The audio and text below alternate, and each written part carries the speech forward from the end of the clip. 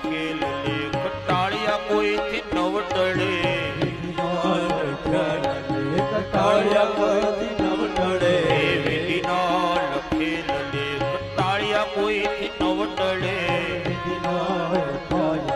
કટાળિયા કોઈથી નવ ટળે રામના વિયોગે રાજા દશરથ નો દેહ બળે રામના વિયોગે રાજા દશરથ નો દેહ બળે રામના વિયોગે રાજા દશરથ નો દેહ બળે રામના વિયોગે રાજા દશરથ નો દેહ બળે રામ સીતા પામ્યા વનવાસ સુખ દુઃખ તો આવે સંસારમાં રામ સીતા પામ્યા વનવાસ સુખ દુઃખ તો આવે સંસારમાં એ ભાવ ધરી ભજવા ભગવાન સુખ દુઃખ તો આવે સંસારમાં ભાવ ધરી ભજવા ભગવાન સુખ દુઃખ તો આવે સંસારમાં જય હો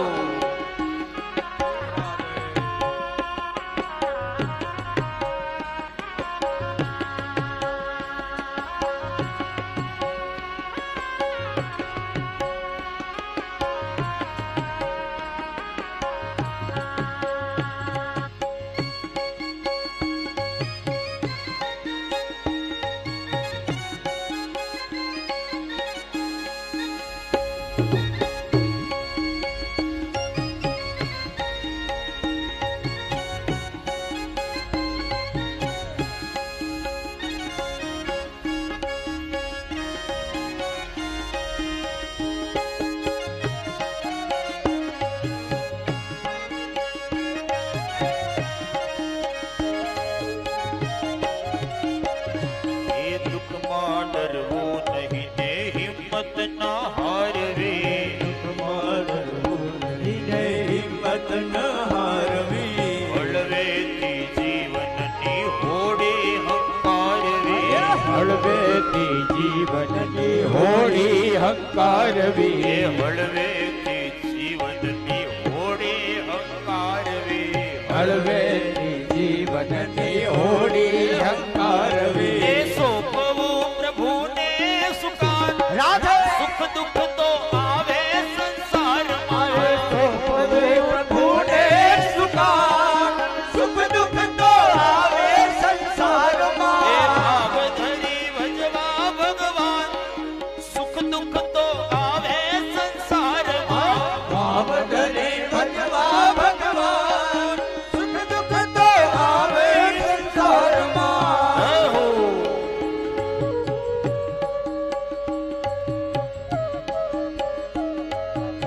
શ્રી રાધે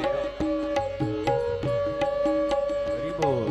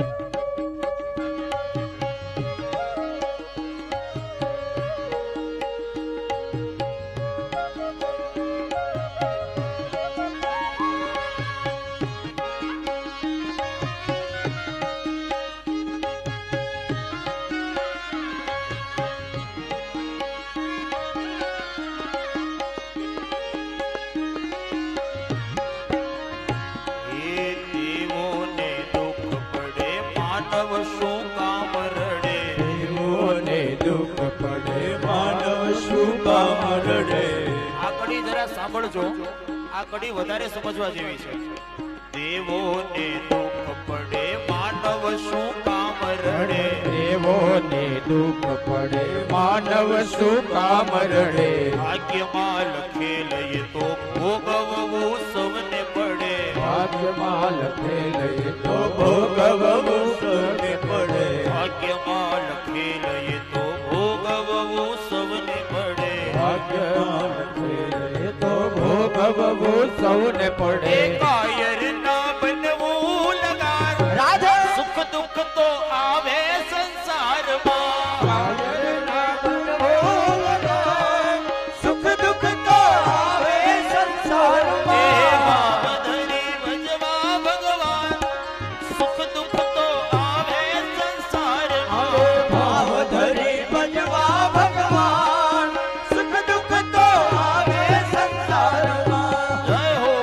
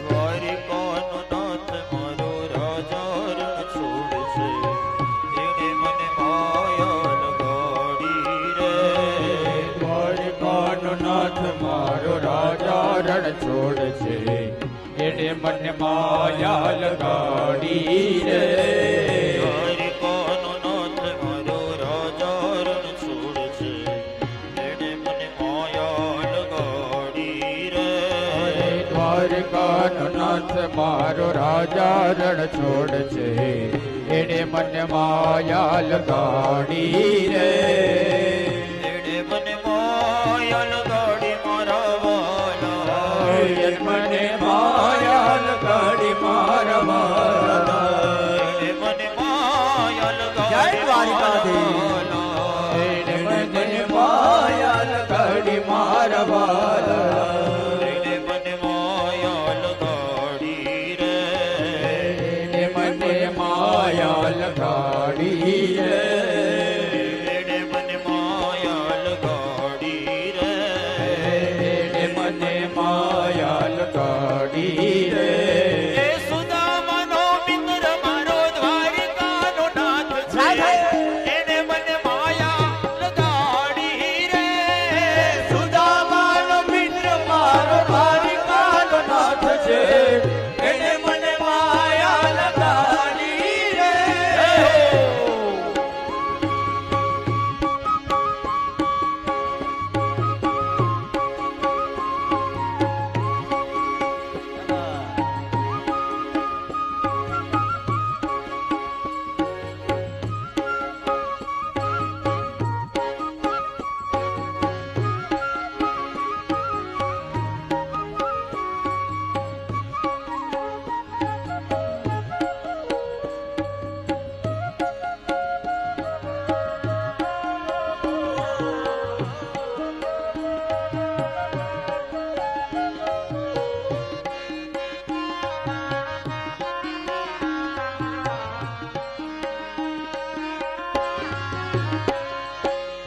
એને મને માયા લગાડી મારા વાલા એને મને માયા લગાડી મારા વાલા એને મને માયા લગાડી મારા વાલા એને મને માયા લગાડી મારા વાલા તમે મને માયા લગાડી રે તમે મને માયા લગાડી રે સામે મને માયા લગાડી રે શ્યામે મને માયા લગાડી રે એ સબરીનો નાથ મારો દ્વારિકાનો નાથ છે એને મને માયા લગાડી રે સબરીનો નાથ મારો દ્વારિકાનો નાથ છે એને મને માયા લગાડી રે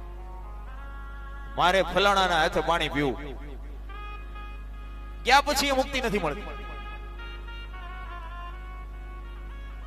મુક્તિ સાચી એ છે આ જ જીવનમાં બધી અપેક્ષાઓને છોડી દેવું, એનું નામ મુક્તિ. તો મુક્તિની પ્રાપ્તિ બે પ્રકારે બતાવી છે, સદ્યો મુક્તિ અને ક્રમ મુક્તિ. ઘણાને સદ્યો મુક્તિ મળે છે, ઘણાને ક્રમ મુક્તિ મળે છે. ક્રમ મુક્તિ ને સદ્યો મુક્તિમાં ફેર શું છે? બોલે જવાનું છે બે જગ્યાએ, અહીંથી મુંબઈ, પણ એક માણસ ટ્રેનમાં જાય તો આણંદ ઉભી રહે ટ્રેન, વડોદરા ઉભી રહે, સુરત ઉભી રહે, વલસાડ ઉભી રહે, વાપી ઉભી રહે, પછી મુંબઈ જાય. સ્ટેશન લેતા લેતા એને ક્રમ મુક્તિ કહેવાય. અને સદ્યો મુક્તિ એટલે બાય ફ્લાઇટ, અહીંથી બેઠા એટલે સીધા મુંબઈ ઉતરી. બે મુક્તિ છે, સદ્યો મુક્તિ અને ક્રમ મુક્તિ. માણસના જીવનના દુઃખના ત્રણ કારણો બતાવ્યા છે. માણસ દુઃખી થાય ને એની પાછળ ત્રણ કારણ હોય. કયા કયા? કાળ, કર્મ અને સ્વભાવ. ઘણા માણસો કાળથી દુઃખી હોય. કાળ એટલે સમય. સમય નબળો ચાલતો હોય તો માણસ દુઃખી હોય. પણ જે માણસ કાળથી દુઃખી છે ને એ ક્યારેક સુખી થઈ શકે. સમય બદલાય તો દુઃખી માણસ સુખી થઈ શકે. જે માણસ કાળથી દુઃખી છે એ સુખી થઈ શકે. ઘણા માણસો કર્મથી દુઃખી હોય. કર્મ એવા કરતા હોય એટલે દુઃખ ભોગવવું પડે. પણ જે કર્મથી દુઃખી છે ને એ પણ જો સારા કર્મ કરતો શીખી જાય તો એ પણ સુખી થઈ શકે. પણ ઘણા માણસો સ્વભાવથી દુઃખી હોય છે. અને મારા વાલા, કાળથી દુઃખી હોય એને સુખી કરી શકાય, કર્મથી દુઃખી હોય એને સુખી કરી શકાય, પણ જે સ્વભાવથી દુઃખી હોય એને ક્યારેય સુખી કરી શકાતા નથી. આ યાદ રાખજો. સ્વભાવ જ એવો હોય. તમે આમ કરો તો કે આમ કેમ કર્યું, આમ ન કરો તો કે આમ કેમ ન કર્યું.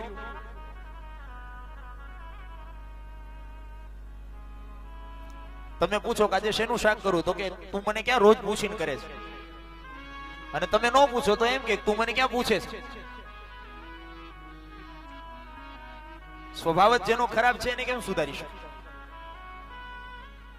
તો માણસના જીવનના ત્રણ દુઃખના કારણ કાળ, કર્મ અને સ્વભાવ બતાવે છે. અને ત્યારબાદ વિદુર જે મૈત્રેય ઋષિને પૂછે છે કે મહારાજ, આ સૃષ્ટિની ઉત્પત્તિ કેવી રીતે થઈ એ કથા તમે મને સંભળાવો. ત્યારે પુનઃ મૈત્રેય ઋષિ વિદુરજીને સૃષ્ટિની ઉત્પત્તિની કથા કહે છે. બીજા સ્કંદમાં આપણે સાંભળી એ જ કથાનું પુનરાવર્તન થાય છે કે જ્યારે દુનિયામાં કશું ન હતું ત્યારે જળ હતું, જળમાં ભગવાન વિષ્ણુ સૂતા હતા. એની નાભીમાંથી એક કમળ થયું, કમળ ઉપર બ્રહ્માજી થયા. બ્રહ્માજી પ્રગટ થયા એટલે ભગવાન વિષ્ણુએ કીધું કે તમે સૃષ્ટિની રચના કરો. એટલે બ્રહ્માજી કહેવા લાગ્યા સૃષ્ટિની રચના તો કરું એનો વાંધો નથી, પણ બધા એને રાખવા ક્યાં? કારણ કે પૃથ્વી હતી ને એ હિરણ્યાક્ષ નામનો એક રાક્ષસ પૃથ્વીને ચોરી અને રસાતળમાં જઈને બેઠો હતો છુપાવી. બ્રહ્માજીએ ભગવાન વિષ્ણુને કીધું કે આ હિરણ્યાક્ષ પૃથ્વીને ચોરીને ગયો છે,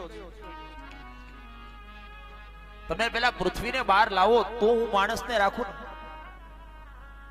ભગવાન વિષ્ણુએ કીધું કે તમે ચિંતા ન કરો. એ જ સમયે બ્રહ્માજીને છીક આવીને બ્રહ્માજીના ડાબા નાકમાંથી એક અંગૂઠા જોડું રૂપ લઈ અને ભગવાન પ્રગટ્યા. બોલીએ શ્રી વરાહ ભગવાન કી જય. ભગવાન વરાહ બનીને પ્રગટ્યા છે. વરાહનો અર્થ શું થાય?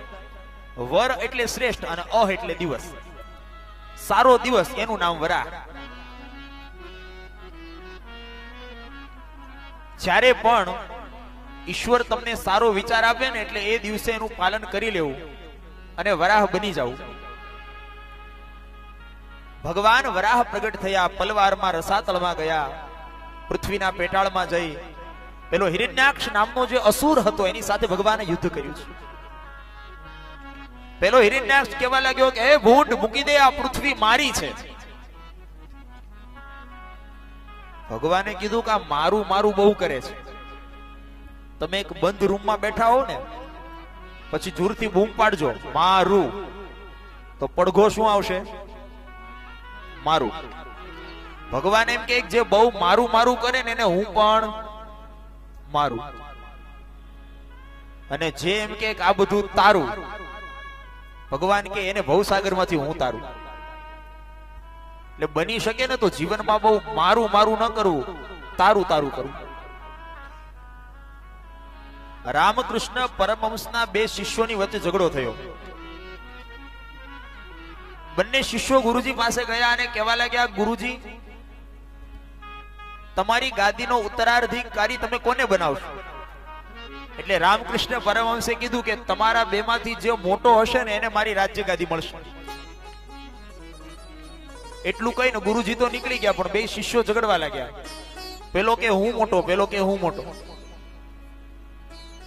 સવારથી સાંજ સુધી બેયનો ઝઘડો ચાલ્યો, પણ બેમાંથી એકે નક્કી ન કરી શક્યા કે કોણ મોટું. ત્યારે બેએ નિર્ણય કર્યો કે ચાલો ગુરુજી પાસે જઈએ. ગુરુજી કે એ મોટો.